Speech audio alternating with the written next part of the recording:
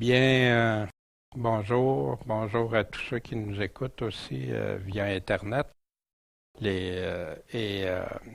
Aujourd'hui, c'est à la fin d'un livre, j'aime bien faire une synthèse, un portrait de qu'est-ce qu'on a vu. Maintenant, c'est toujours ingrat un peu parce que qu'est-ce que tu laisses, qu'est-ce que tu coupes. Pour une synthèse, c'est pas évident parce que tu peux pas revoir tout. Hein? Ça fait je vous prie d'être attentif, indulgent aussi, parce qu'il y a des choses, des fois, tu peux dire, ben ça, on sait ça, on connaît ça. Puis d'autres choses, par contre, oups, ça, non. Puis en même temps, une synthèse, ça permet de retracer quelqu'un qui dit, ben, à quelle place, quel chapitre dans le livre qu'on parle de tel sujet, ben, ça donne un guide de référence pour ça. Puis j'ai essayé de le faire dans la synthèse de tout l'évangile de Luc, mais pour moi, ça a été mission impossible. Dans les enseignements qu'on a eus chaque semaine sur l'évangile de Luc, il y en a eu 43. Mettez ça par une quarantaine de diapositives, ça vous donne au-dessus de 1700 quelques diapositives. Puis on essaie de synthétiser ça rapidement. Fait que je vous donne les choses, mais c'est important parce qu'une synthèse vient nous reconfirmer. Puis des fois, c'est là qu'on fait des liens avec d'autres choses, puis tout ça. On fait qu'on va débuter avec ça. Ça fait que, bon Père Céleste, merci. Merci de nous avoir laissé ta parole. Puis ce matin particulièrement, l'Évangile qui a été écrit par Luc, Seigneur, cet homme qui a tout fait pour s'assurer de la précision et de la vérité et tout, Seigneur. Bien, merci, on l'a, puis on va regarder cette première partie ce matin. Accompagne-nous, dirige-nous, puis s'il y a des choses que tu veux attirer notre attention, capter notre attention davantage, Seigneur, s'il te plaît. Fais-le dans nos cœurs et qu'on puisse y adhérer avec tout notre cœur, toute notre pensée. En ton nom, Jésus. Amen. Bien, pour chacun des chapitres d'1 à 12 qu'on va voir ce matin, c'est sûr, je mets la première diapo pour pouvoir se référer. Quelqu'un qui veut y aller, mais saura, mais c'est dans ce chapitre-là qu'on retrouve les choses. Et en même temps, bien sûr, il y a toujours les versets clés, hein, comme ici, Théophile, je devais te les écrire par ordre, toutes ces choses sont arrivées, moi qui les ai toutes examinées avec soin. Luc qui est considéré comme un des plus grands historiens, ce médecin soigneux, afin que tu reconnaisses quoi? La certitude des choses dont tu as été instruit. Fait que Luc il a écrit ça pourquoi? Pour que ce qu'on a appris de l'Évangile, on soit en pleine certitude. C'est vrai, c'est la vérité. Bien, j'avais fait une brève introduction, dont 2 annonces historiques dans le livre de Luc qui ont changé le monde.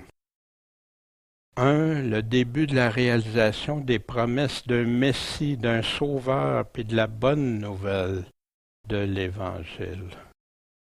Puis tout ça, bien sûr, par Luc. Luc a été considéré un grand historien par plusieurs historiens non croyants, mais qui voyaient la véracité. Puis quand quelqu'un attaquait, non, c'est pas vrai ça, dans telle période, toutes les fois que quelqu'un s'est élevé pour contester que Luc, ils sont arrivés après ça. Les pierres parlaient à l'archéologie ou des choses, des découvertes qui faisaient non, il avait raison, c'était vrai.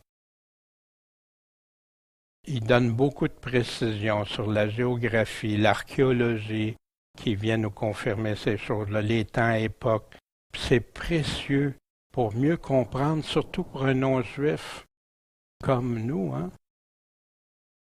Par contre, pas de détails sur ce qui concerne Rome, puis autour de Rome, comme si le lecteur de Luc connaissait déjà ça. Là, qu'est-ce que c'est? Luc n'a pas abordé ça, mais Luc va l'aborder aussi dans les actes à un moment donné. Rempli de prophéties qui proviennent de l'Ancien Testament. Luc s'est appliqué à mettre plein de choses de l'Ancien Testament qui confirmaient. Fait que pour un non-juif, ouais, c'était déjà écrit ça bien avant, des centaines, voire des milliers, 1500 ans avant. Puis c'est arrivé. Puis Luc aussi, mais c'est lui qui est l'auteur du livre, hein, des Actes des Apôtres, hein, les actions que les apôtres ont fait. Puis, bien sûr, au travers de tout ça, on regardait pour le portrait complet. Hein. On a été voir dans l'Évangile de Matthieu aussi, qu'est-ce qu'il disait comme Luc. Dans Marc, puis dans l'Évangile de Jean, c'est un tout. On a découvert plein de précisions, de détails avec ça. C'est 4 témoignages qui se complètent, puis qui nous aident grandement à comprendre l'ensemble de la parole de Dieu. Au chapitre 1, on avait vu des événements pour nous préparer à croire. Qu'est-ce qui se passait? Jean-Baptiste qui prépare à croire, qui aplanit les sangs, qui aplanissait le chemin, puis ouvrait le chemin pour que le peuple soit en état de recevoir le Messie promis. Zacharie, hein, le sacrificateur, son nom qu'il a choisi, non, il va s'appeler Jean, hein, vous vous souvenez, il est resté muet tant qu'il n'a pas écrit. Puis Zacharie qui dit, après avoir été délivrés de nos ennemis, nous servirons Dieu sans crainte dans la sainteté, dans la justice tous les jours de notre vie.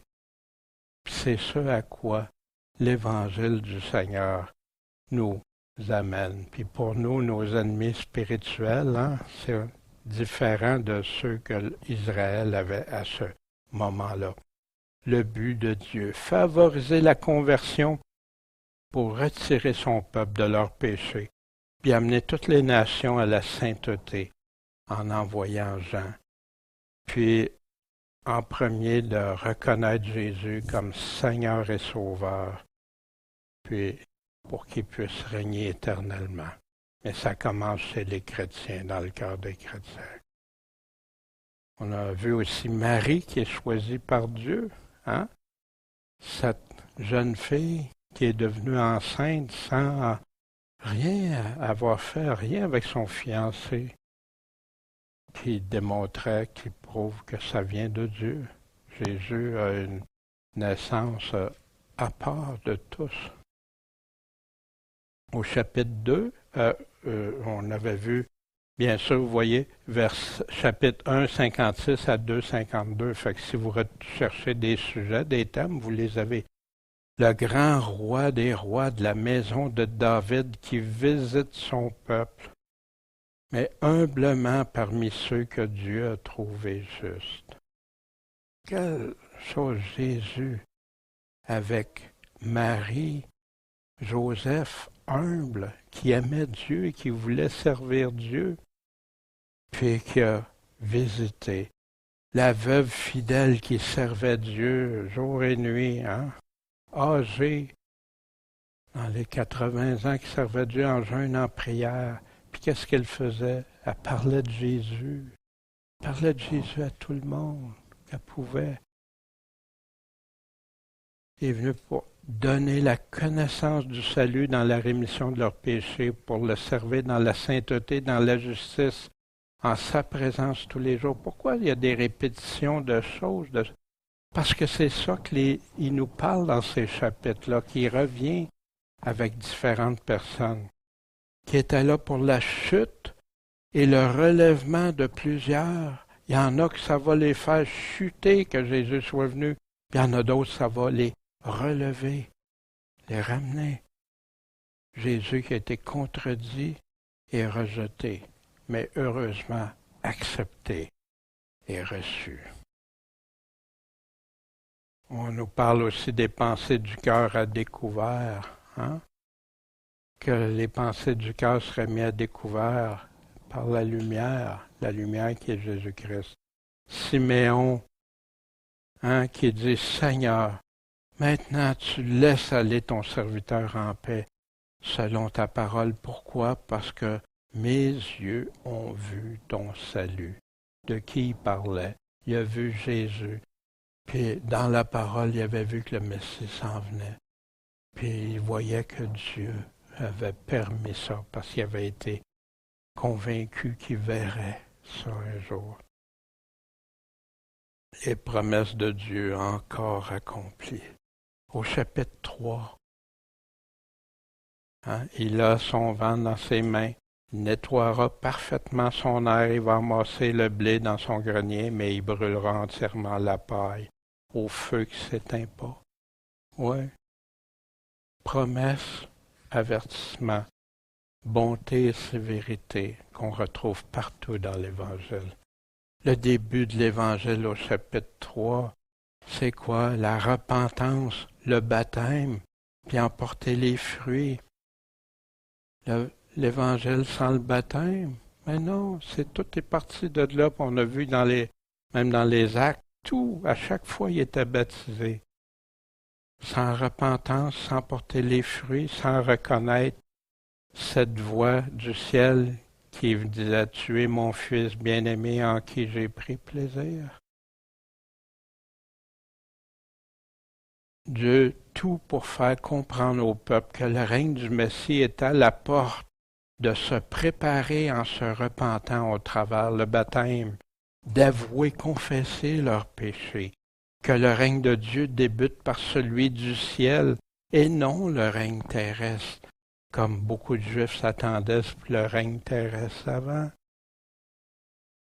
Mais en commençant par la sanctification, la mise à part, la repentance et ses fruits. Puis pour devenir son disciple et être reçu dans son Église, on doit en premier porter ces fruits dignes de la repentance, qui est répétée. Jean-Baptiste l'affirme clairement.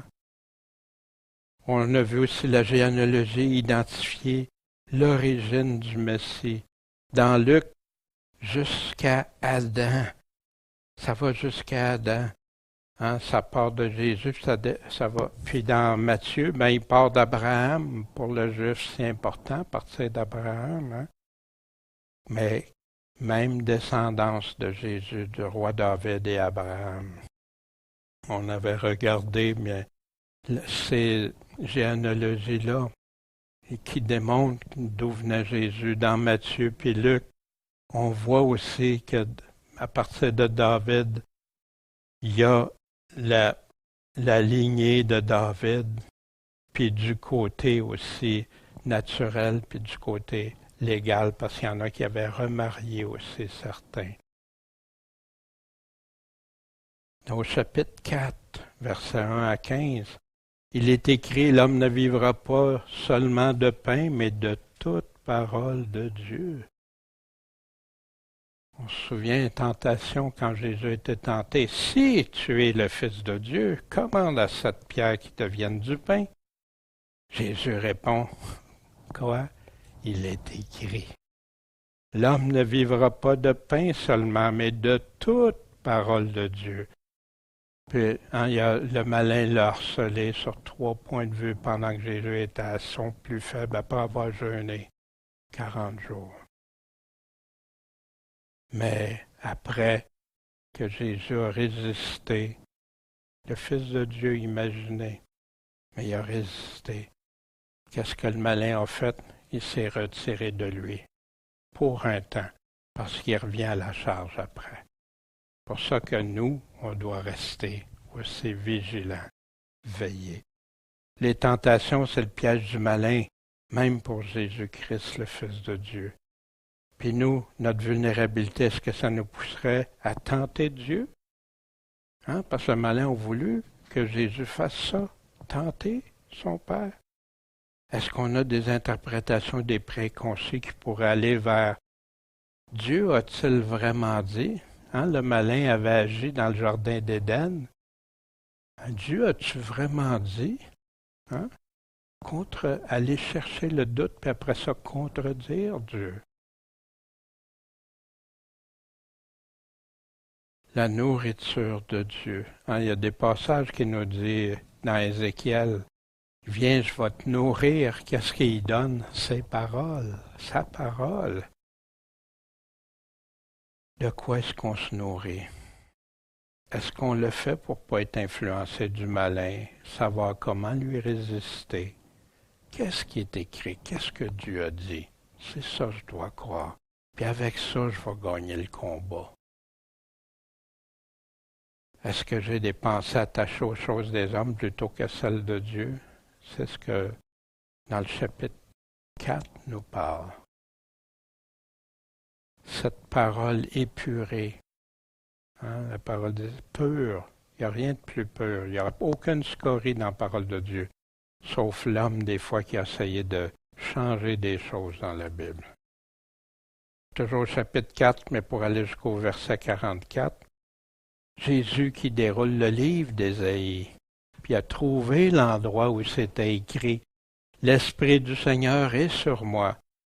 C'est pourquoi il m'a oint pour annoncer l'Évangile aux pauvres. Il m'a envoyé pour guérir ceux qui ont le cœur brisé, pour publier la liberté aux captifs délivrés et le recouvrement de la vue aux aveugles, ceux qui ne voient pas, pour renvoyer libres ceux qui sont dans l'oppression et pour publier l'année favorable du Seigneur. » Puis j'ai déjà arrêté le texte là, mais le verset continue, ça poursuit. Puis est-ce qu'on est prêt à ça? Et le jour de la vengeance de notre Dieu pour consoler tous ceux qui sont dans le deuil.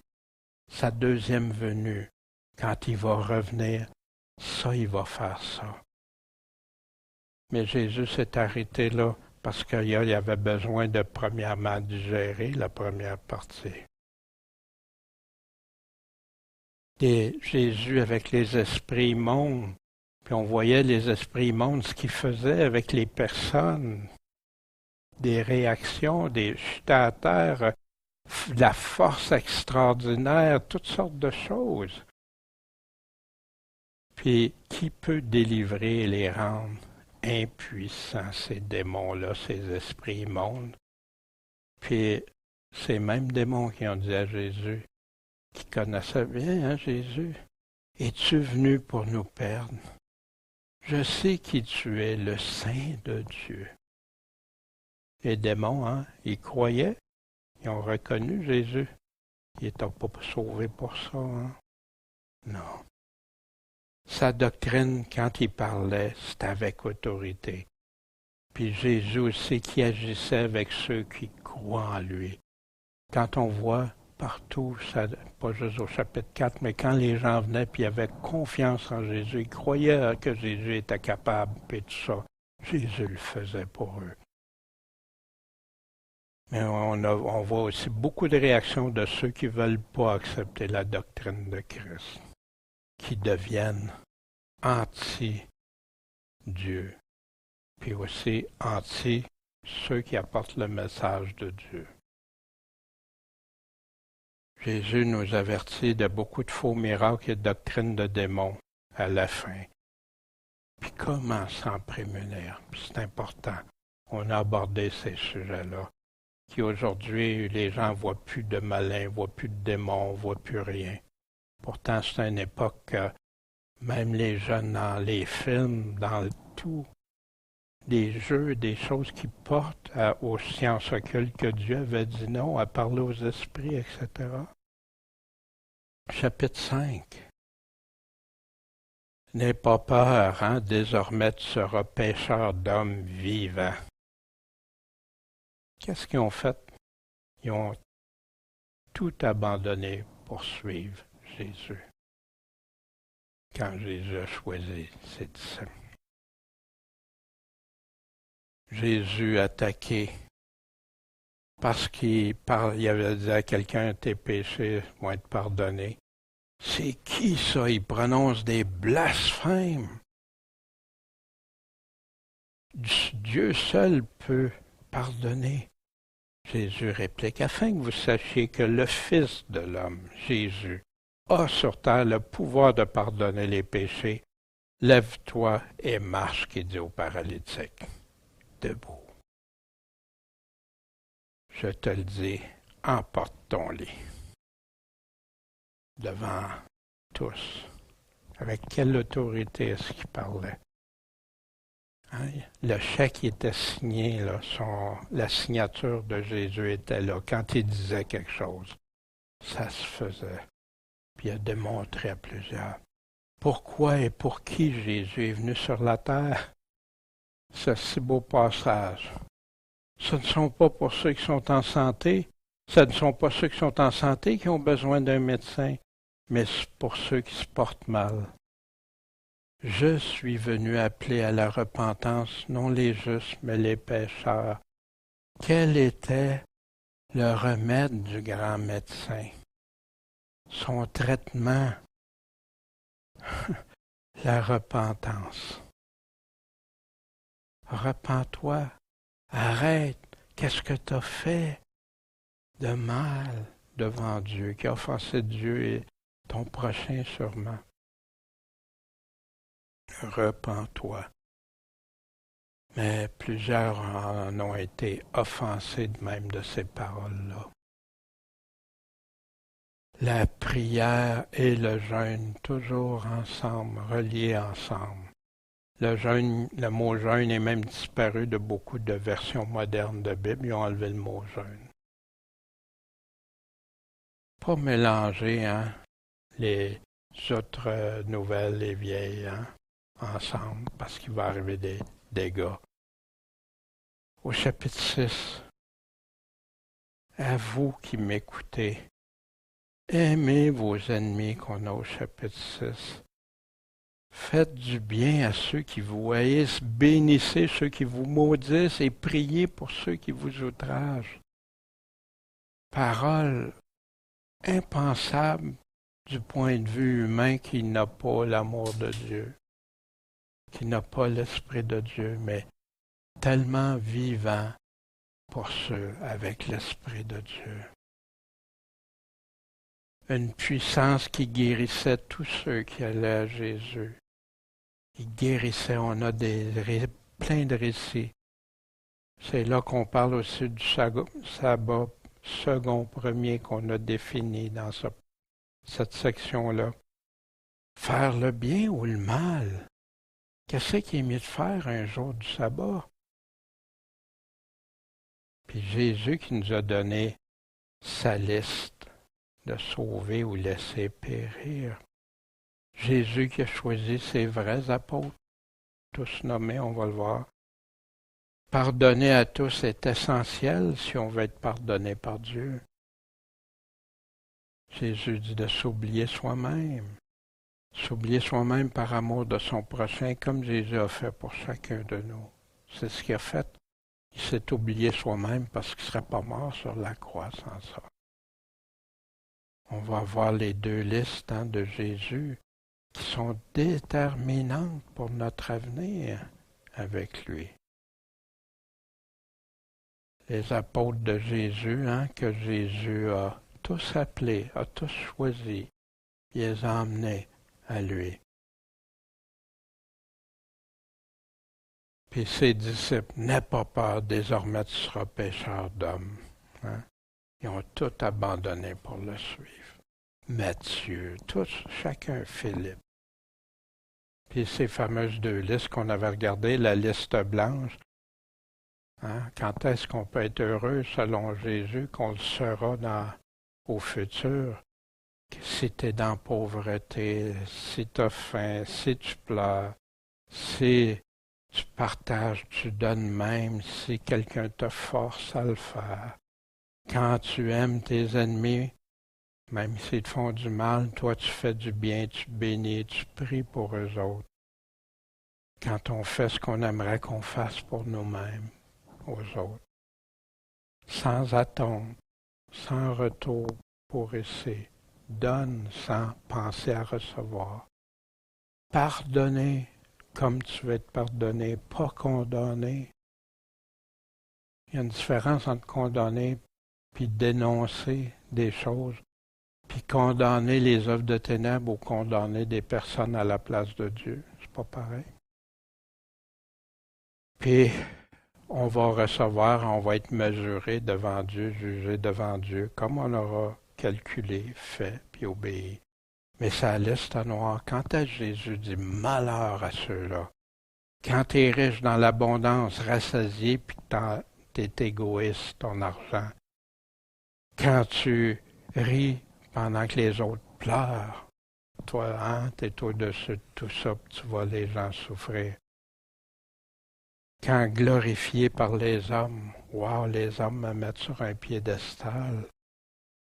Quand tes ennemis, ben, tu veux les détruire, tu as plein d'ennemis parce que tu choisis. Ceux qui outragent, volent et abusent, malheur. Ceux qui condamnent les autres à la place de Dieu, malheur. Qui pardonnent pas, malheur. Attendre pour ici, présent, je vis ma vie toute pour ici, malheur. Puis, faire le bien, laisser mourir, ou faire le bien, sauver un jour de sabbat. Quelle attaque devant Jésus! Quelle hypocrisie! Parce que c'est une offrande, parce que ce jour-là est réservé, mais là, on ne peut pas faire. Pourtant, tu ne laisses pas ton âme mourir de soif ou être laissé. Chapitre 6, verset 39 à 7-17. Un aveugle peut-il conduire un autre aveugle? Où est-ce qu'ils s'en vont? Dans le trou, tous les deux. Qui suivent vraiment? Écoutez Jésus avant qui que ce soit avec grand soin. L'enjeu est trop important. On a vu ça dans ce chapitre-là. La foi qui ne plaît pas au Seigneur. Un exemple, Seigneur, Seigneur, et que vous ne faites pas ce que je dis. C'est hypocrite. Il y en a beaucoup qui vont payer de ça. Le discours qu'on tient doit égaler nos actions. Jésus dit à celui qui écoute puis qui ne met pas en pratique, qui est en grand danger, grande ruine. Il nous parle aussi de juger les autres avec une poutre. Enlève premièrement ta poutre avant de vouloir essayer d'enlever une paille dans l'œil de ton voisin. Puis, un aveugle qui conduit des aveugles. Puis Jésus nous a mis tant en garde sur ça, tant en garde, de ne pas suivre quelqu'un qui dit différemment de lui. Celui qui écoute mais pas en pratique est en danger. Un petit tableau, on a vu, coche les cases auxquelles tu crois Jésus comme sauveur, puis comme Seigneur aussi. Il y en a qui aiment beaucoup son salut, mais pas son jugement, sa bonté, mais pas sa sévérité, sa grâce, mais pas son rejet de ceux qui vont être tièdes, infidèles, vierges folles ou des boucs. Ils veulent son amour, mais sa colère, ils ne veulent pas l'écouter. Son soutien, mais son refus aussi. Ils refusent parfois. Ses promesses, mais aussi ses avertissements. Ses conditions, ses règles, ses commandements. Combien disent que c'est inconditionnel alors que Jésus dit le contraire. Au chapitre 7, on a vu Jean-Baptiste qui a envoyé vers Jésus. Est-ce qu'on doit en attendre un autre? Il s'attendait lui aussi dans un premier temps à quoi? Rétablir le royaume d'Israël. Mais Jean le baptiseur, Jésus lui a répondu très clairement. Voyez ce que vous voyez, dites-lui ce que vous voyez. Les guérisons, la puissance, tout ce qui se produisait.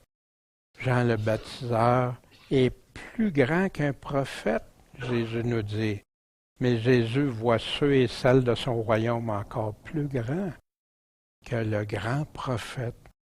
Qu'est-ce que ça veut dire, ça? Wow! Des grandes choses pour celui qui croit en lui.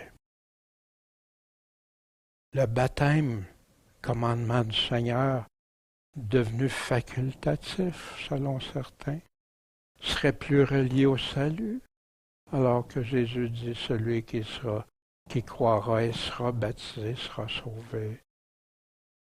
Ça n'a plus d'importance, mais ça va en opposition avec ces paroles, contradiction aux paroles. Est-ce que c'est pas ça aussi, dire Seigneur, Seigneur, puis pas faire ce qu'il nous demande?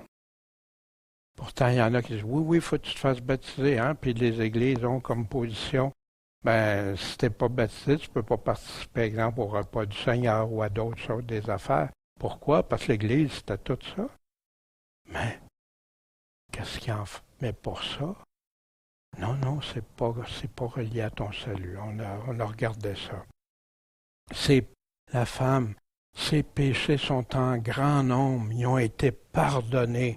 C'est pour ça qu'elle aime beaucoup.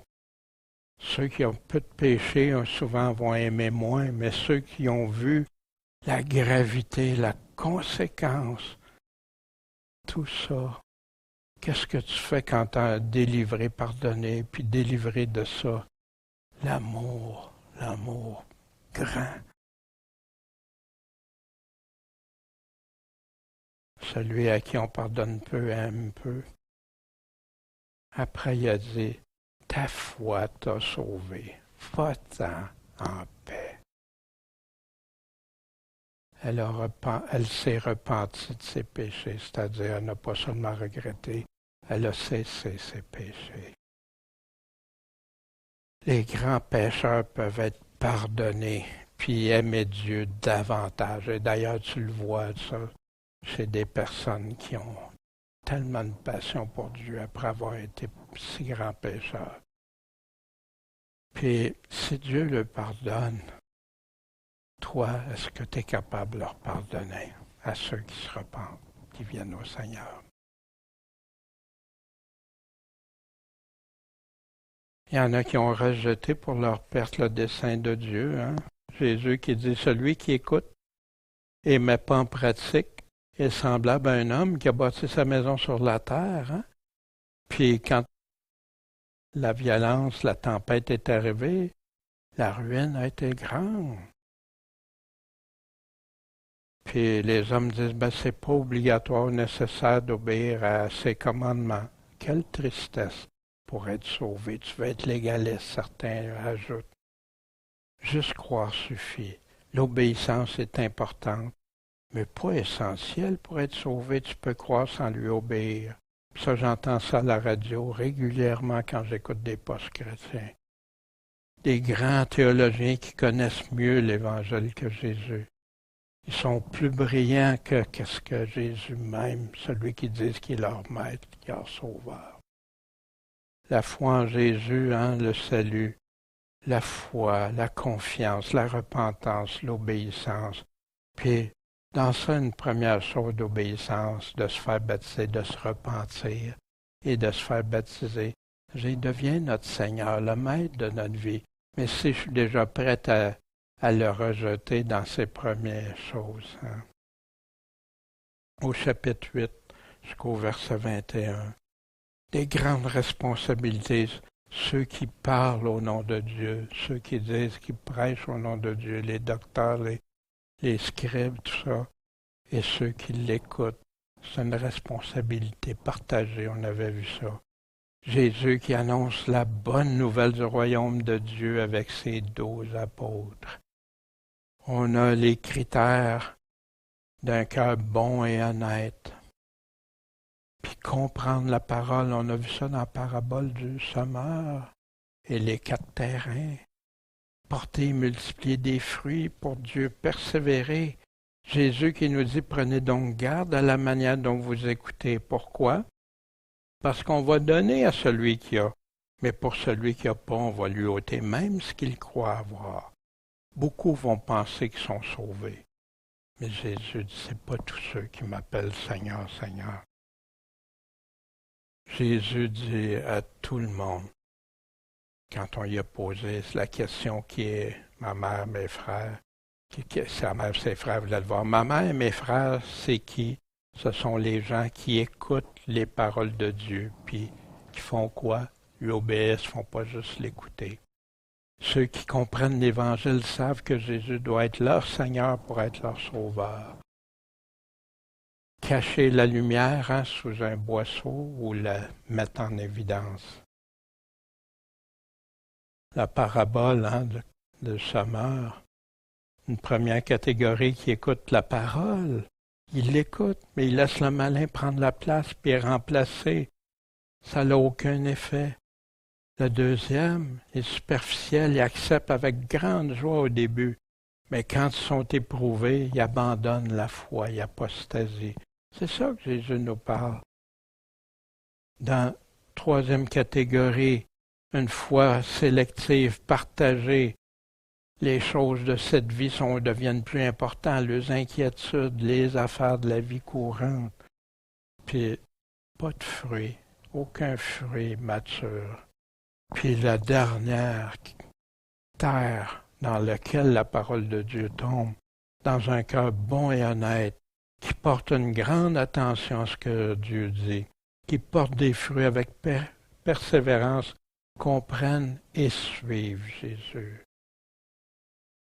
Puis si cette parabole-là n'est pas comprise, comment vous allez comprendre les autres, Jésus dit? Prenez donc garde à la manière dont vous écoutez. On donnera à celui qui a, mais pour celui qui n'a pas, on lui ôtera même ce qu'il croit avoir. Celui qui n'a pas cette catégorie-là. Jésus expliquait tout à ses disciples.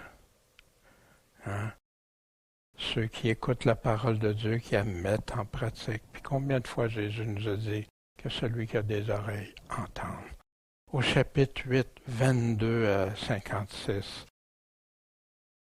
Où est votre foi? Les apôtres avec Jésus, vous vous souvenez, dans la barque, qui avaient peur, terrifiés. De la crainte et de l'admiration quand ils ont vu la puissance de Jésus encore sur les éléments de la nature. Qui aimerait pas ça pendant qu'il y a une grosse tornade ou quelque chose, puis Jésus qui arrête ou un tsunami, mais il a la puissance de le faire. Qui donc est celui-ci qui commande au vent et à l'eau, puis lui obéisse? En connaissez-vous? Moi, j'en connais juste un, c'est Jésus. Comment t'appelles-tu? Qu'il demande à celui qui était démon, qui était possédé. Légion, parce que plusieurs démons étaient entrés en lui. Jésus l'a délivré. Cet homme qui devenait personne, il l'attachait avec des chaînes, il brisait ses chaînes, il n'y a personne qui était capable de le maîtriser. Puis après, il voulait suivre Jésus. Puis Jésus dit, retourne dans ta maison. Ton témoignage à toi, retourne et raconte les grandes choses que Dieu t'a faites. Même les démons croient au Fils de Dieu, l'ont même prié. Ils ont une grande crainte et totalement dépendants de la décision de Jésus-Christ. Vous vous souvenez quand il les a envoyés dans les pourceaux. La femme, Jésus s'en allait pour guérir quelqu'un. Puis une femme qui l'a saisi sur le bord de son vêtement, était malade depuis 12 ans. Les médecins, personne n'était capable de rien faire pour elle. Mais, ma fille, rassure-toi, ta foi t'a guéri, va-t'en en paix. C'est des paroles qu'on aime entendre, Seigneur. Jésus qui a pouvoir sur la vie et la mort. Jésus-Christ a toute puissance. Il a pris la jeune fille.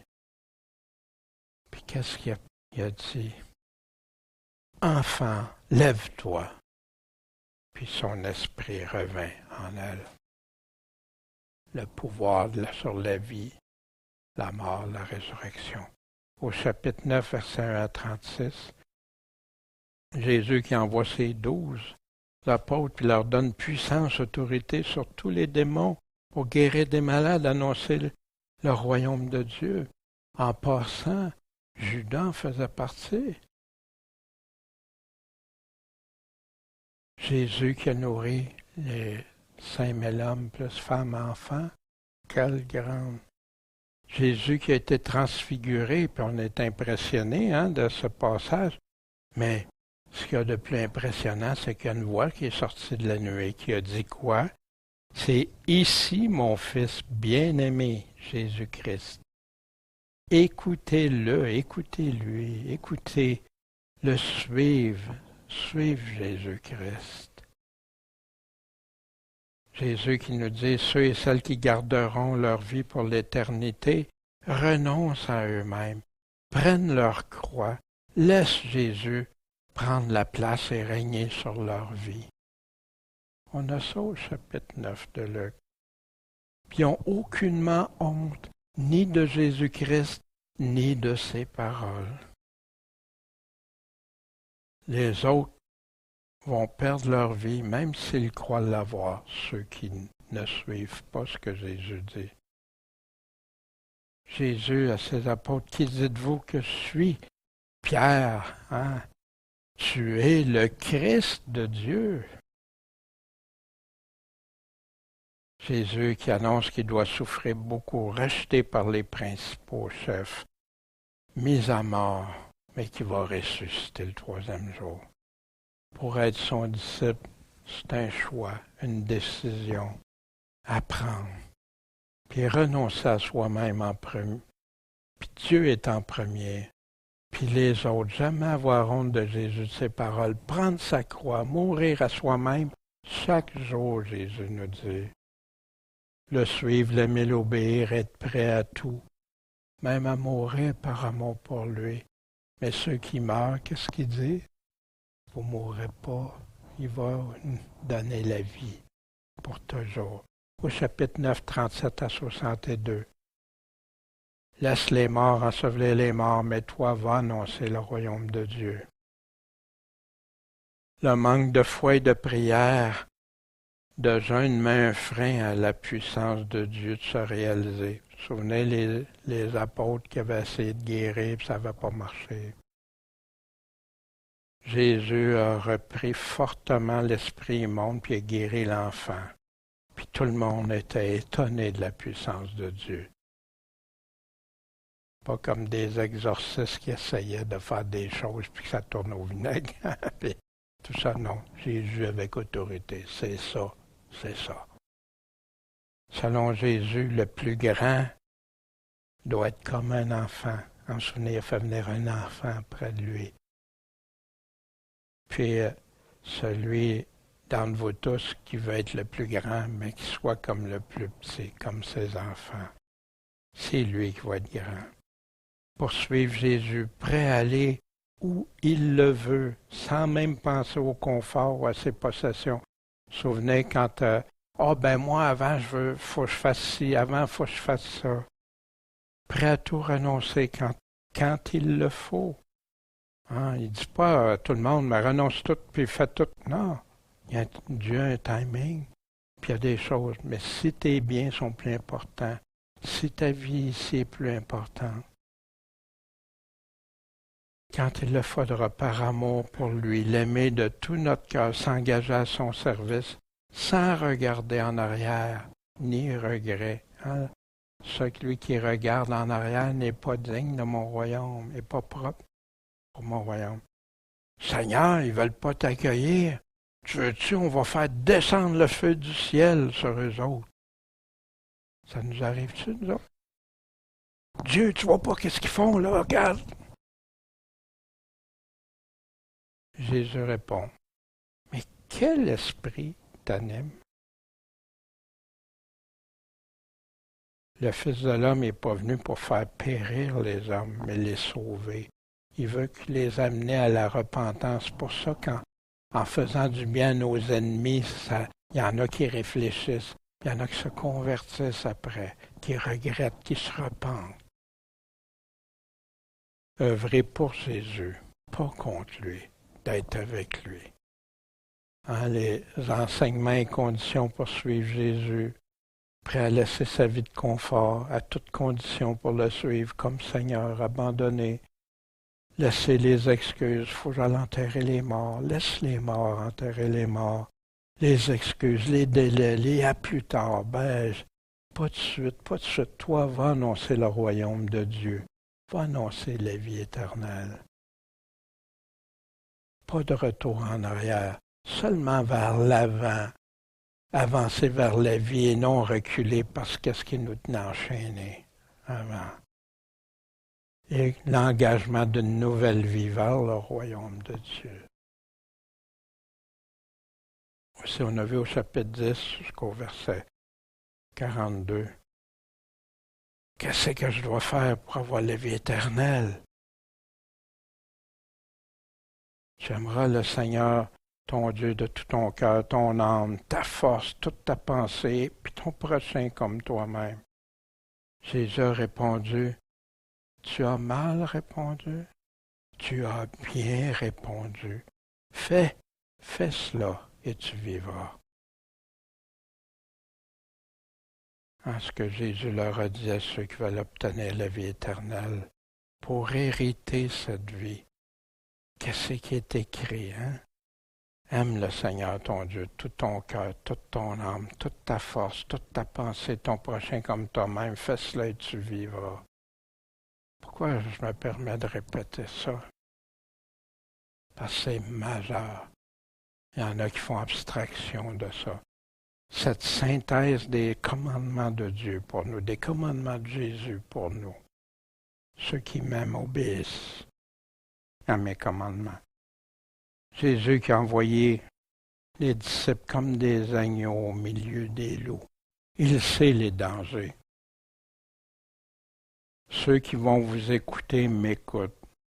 Et celui qui vous rejette me rejette. Et celui qui me rejette rejette qui? Celui qui m'a envoyé, le Père.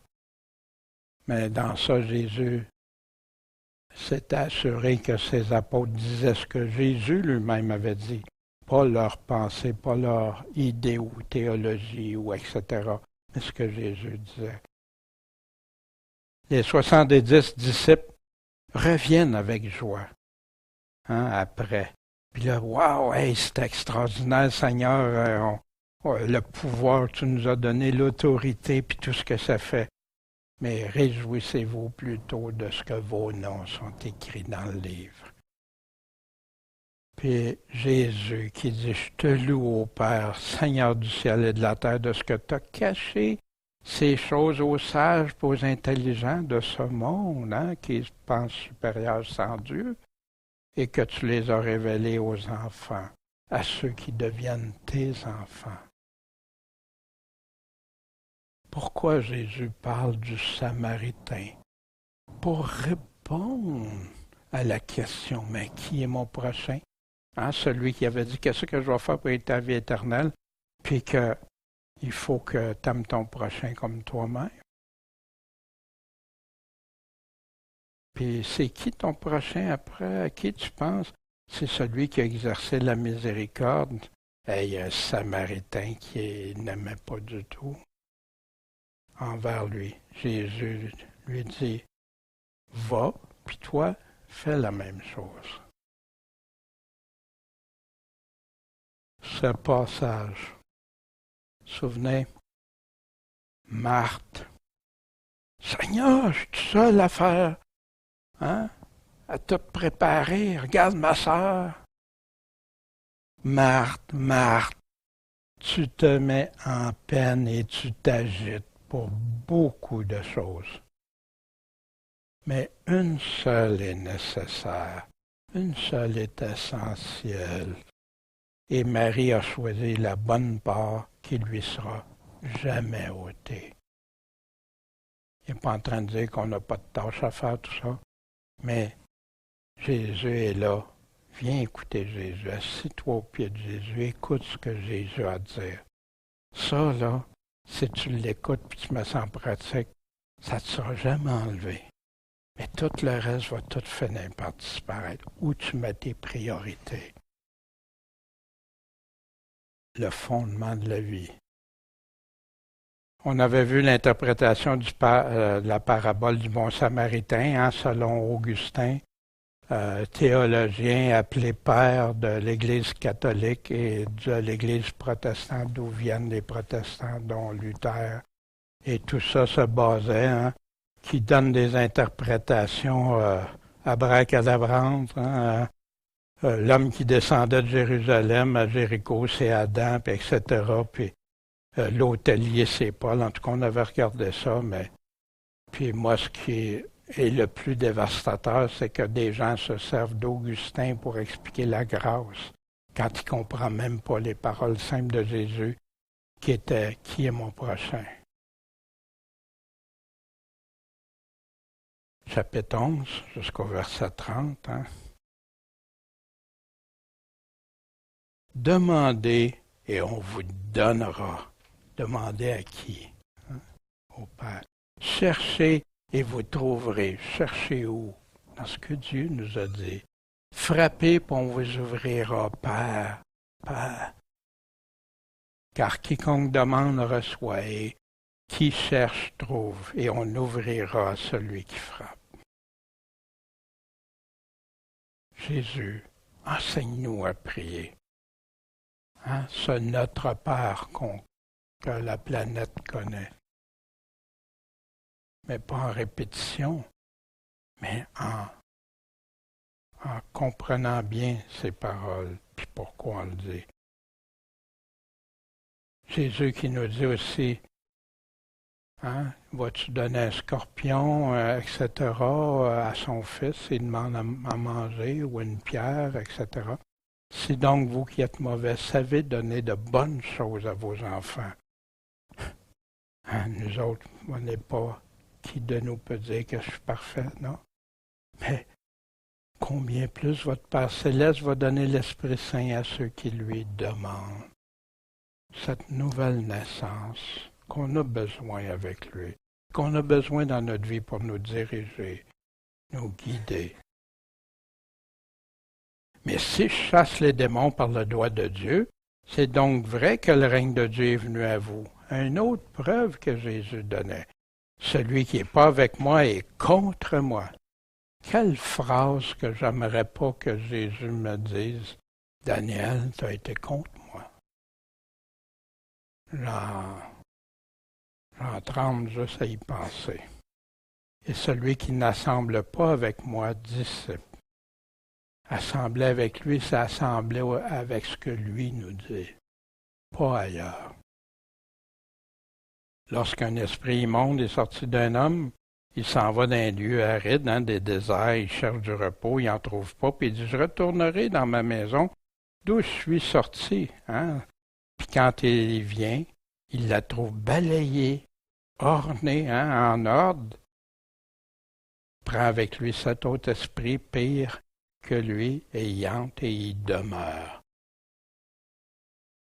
Pourtant, ça avait été nettoyé. Tout était clair. Qu'est-ce qui manque pour pas que ça arrive? La personne est restée là, statique, c'est pas nourri, c'est pas rempli. Les esprits reviennent. Son état est pire qu'en premier lieu. Et c'est fort possible aussi que ça soit arrivé à celui qui légion. Hein, puis qui revient, puis il y en a toujours de plus en plus pour certains.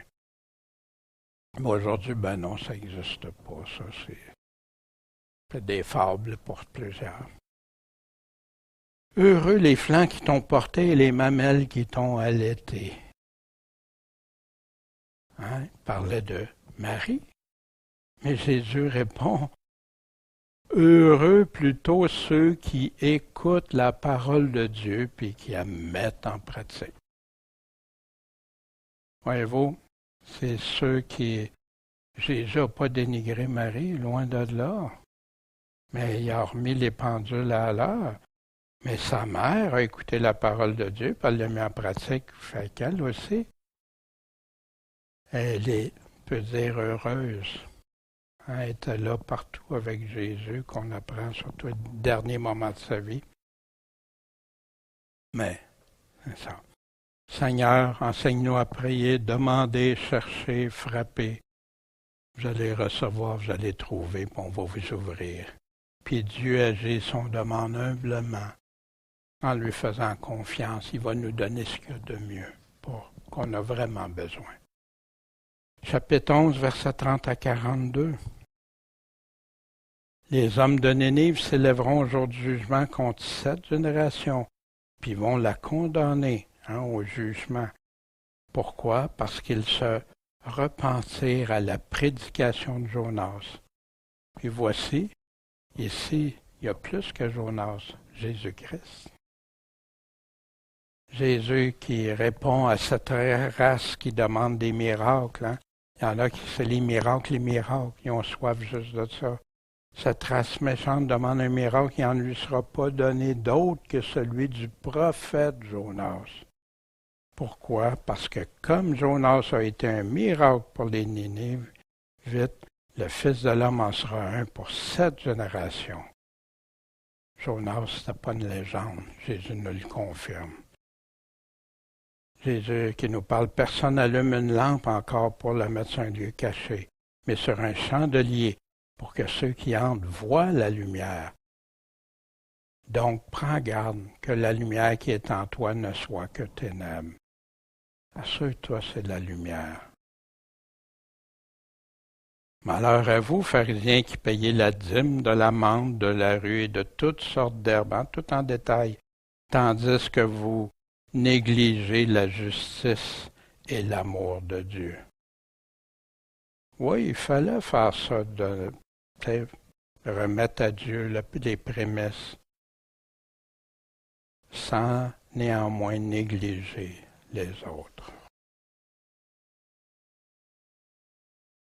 3 confirmations simples de Jésus quand il parle de Jonas, mais il y en a 2. La première, Jésus confirme que le prophète Jonas a bien existé, alors que beaucoup de modernes, de théologiens modernes, ou ceux qui ont fait les Bibles modernes, disaient que croient que c'est une légende, Jonas.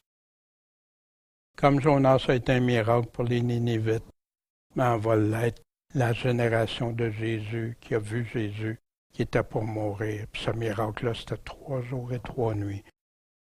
Puis la durée de temps entre sa mort et sa résurrection, Jésus l'a établi très clairement. 3 jours et 3 nuits.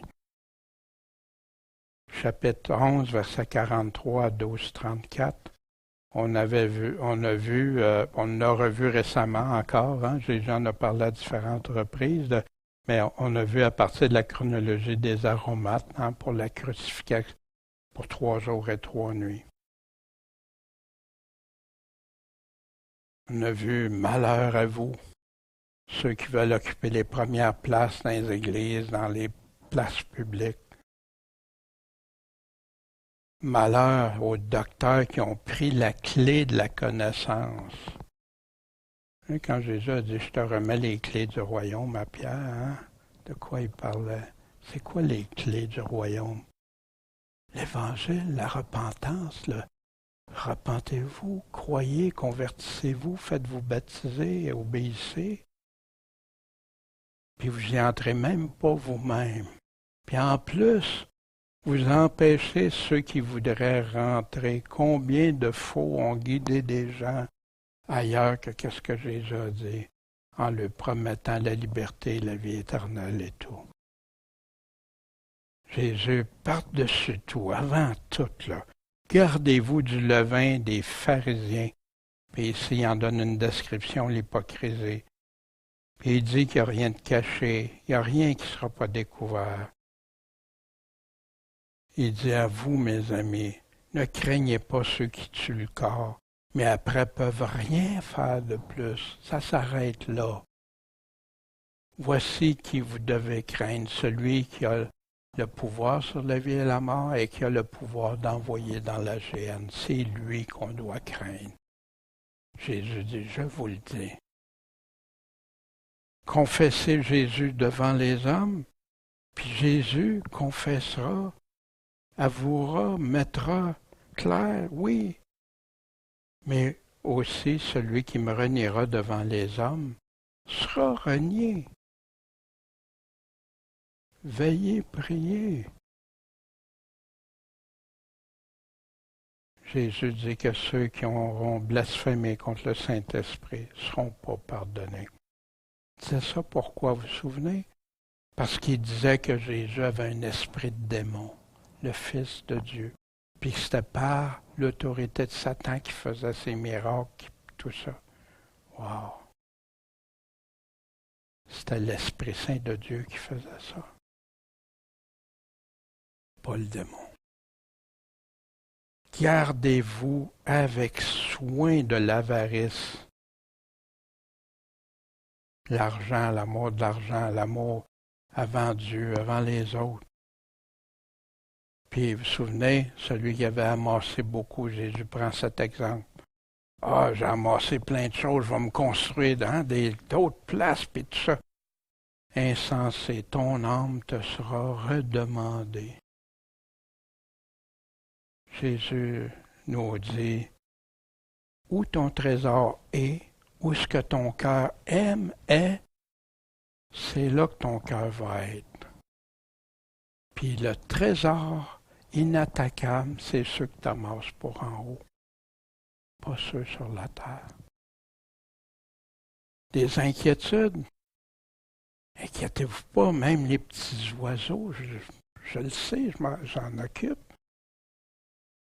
Cherchez plutôt le royaume de Dieu, puis toutes ces choses vous seront données par-dessus, en plus. Ne crains pas, petit troupeau. Dieu a déterminé de vous donner le royaume.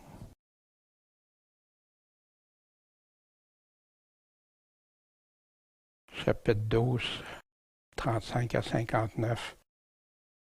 Gardez notre lampe allumée, notre lumière allumée, Jésus dit. Pas éteinte, pas cachée. Avoir la ceinture sainte de vérité. Être prêt, préparé pour le retour du grand roi, le maître, comme des hommes qui attendent que leur maître revienne, hein? Il nous dit du banquet, qu'il les trouve dans cet état, en train de faire ce que Dieu demande. Heureux ses serviteurs. Puis il parle du dispensateur fidèle et prudent, ceux qui apportent la parole à d'autres, que le maître a établi pour leur donner au temps marqué la nourriture. Quelle nourriture? La parole de Dieu.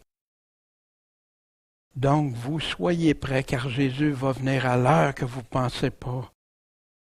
Puis il m'en garde ceux qui disent, mais mon maître tarde à venir. Puis il se met à battre les serviteurs et les servantes, ses servantes au Seigneur, ses servants, ses serviteurs, à aller s'enivrer, manger, boire. Avec le monde, c'est un terme pour aller dans le monde. Battre ses frères, il y en a qui vont trahir, Jésus nous dit à la fin. Puis Jésus continue. Celui qui a connu la volonté de son maître, tu sais que Dieu te demande ça, c'est ça ton maître, mais qui ne s'est pas tenu prêt, il n'a pas veillé, il n'a pas fait ce que Dieu lui a demandé, et sera battu de plusieurs coups. Fait qu'il y en a, non, je suis sauvé pareil. Ah, tu vas être sauvé puis battu de plusieurs coups. Mais celui qui ne l'a pas connu, sa volonté, ce que Dieu demandait, puis qui a fait des choses dignes de châtiment, mais pourquoi des fois on ne peut pas le juger? Il ne savait pas, elle ne savait pas. Peut-être si quelqu'un y aurait amené l'Évangile, elle l'aurait su. Mais sera battu de peu de coups. Celui à qui a été donné beaucoup va répondre à beaucoup. Celui qui a peu va avoir à répondre à peu. La justice de Dieu. Dieu est juste. Il n'exigera pas de quelqu'un la même chose que ceux qui le savent. Puis voyez-vous pourquoi Jésus répète souvent comme Seigneur ceux qui disent Seigneur, Seigneur, puis qui ne font pas sa volonté. Combien de fois il parle de ceux qui ne font pas sa volonté? Il va exiger plus à celui à qui on aura beaucoup confié. L'importance que Jésus donne au genre de serviteurs que nous sommes, il y a deux catégories seulement. Une de sauvée, une qui sera sauvée, puis l'autre qui sera perdue. La doctrine de Christ fait des divisions entre ceux qui ne veulent pas la suivre et ceux qui veulent suivre Jésus. Jésus nous met en garde. Puis discerner la justice de Dieu est essentiel et prioritaire. C'est quoi ta justice? Pas ma justice, pas ce que moi je pense, mais toi, ta justice, Dieu. En réflexion, la théologie a réussi à isoler plusieurs sujets dans la parole de Dieu qui sont liés ensemble. On retrouve ça dans Luc, plein de choses que si on compare avec l'Évangile qu'on entend aujourd'hui avec l'Évangile de Jésus, concernant la foi, concernant les œuvres selon Dieu, concernant la sanctification, le salut, concernant le baptême, concernant la repentance. Si vous entendiez tous les divergences par rapport à ça, alors que Dieu a donné pourtant une signification, l'obéissance à Jésus. La foi inclut tout ce que Jésus a enseigné. Ou tu peux dire à Jésus, ben ça Jésus, tu dis ça, mais c'est pas grave, c'est pas important, je le crois pas, ou je le crois, mais je le fais pas. Lesquels qu'on peut découper puis enlever? Jésus et les apôtres, il y a un standard de Dieu. Il y a eu les pères de l'Église catholique. Puis pourquoi je reviens avec ça? Parce qu'on en avait parlé, mais c'est si important. Qui ont envoyé des messages qui contredisaient ou qui détournaient la réforme protestante. Pourtant, Jésus, les paroles étaient simples, directes, claires, immuables. Mais ils sont voilés pour ceux qui périssent, compliqués pour ceux qui vont se perdre. Les pères de l'Église, ça a amené de la confusion, de la contradiction, des allégories où le texte s'en fait pas, des opinions mélangées à la parole de Dieu, des standards de l'homme ajoutés ou retranchés à tous ceux qui font des mélanges. Puis la réforme protestante a malheureusement interprété à plusieurs endroits selon les pères de l'Église catholique, avec des théologies diverses, souvent contradictoires, qui a produit plein d'églises, plein de dénominations, de divisions, qui aujourd'hui ramènent ça à un écuménisme. Mais un écuménisme, il y a certains points qu'on s'entend. Si on croit ça, on est tous ensemble, c'est correct. Même si on a toutes des opinions divergentes pour le reste. C'est pas l'unité de Dieu, ça. L'unité, c'est dans sa parole, dans ses paroles, en lui, avec lui, pour lui. Le levain que Jésus nous avait expliqué de faire attention. Mais c'est qui va avoir le dernier mot? Qui a les paroles de la vie éternelle? Puis ce que Luc nous emmène à réfléchir aussi avec beaucoup des paroles de Jésus, qui règne sur ma vie? Est-ce que c'est moi, le monde qui est assis sur le trône? Ou c'est quand Jésus s'assoit et devient mon maître et sauveur, moi puis le monde, ça s'en va. Je crois sincèrement que le message, cette première partie de l'Évangile de Luc qu'on a vu, nous amène à des réflexions comme ça.